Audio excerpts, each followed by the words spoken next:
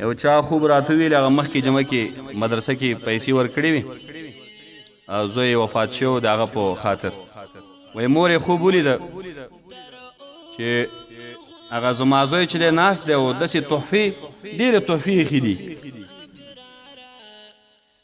او دې طرف ته چې دی یو لویه تحفه ده چې ټولو نه زیاته ده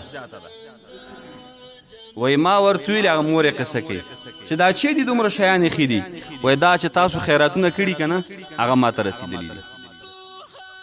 او دا لویه تحفه چې معلومیږي دا چې تاسو اوس مدرسه کې ورکړه هغه پیسې د هغه دي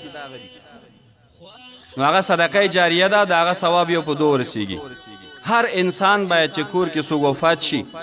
باید چې هغه د مدرسې برخه کم از کم 20,000 روپۍ چې موږ او تاسو مدرسې سره کومک وکړو زموږ د تعمیر کار هم مخکې ځي هم د استادانو هغه د معاشاتو هغه سیستم هم برابرېږي نو هم هغه مړو ته ثواب ښه رسیږي چې هغه مړي به هم خوشحالي په قبرونو کې ځکه دا صدقه جاریه ده الله جل جلاله دی چا چې مدرسې سره اول نه تر آخره پورې لږ یا زیات کومک کړی مالي و ځاني الله تعالی دې ورته دنیا او آخرت کې په کار کړي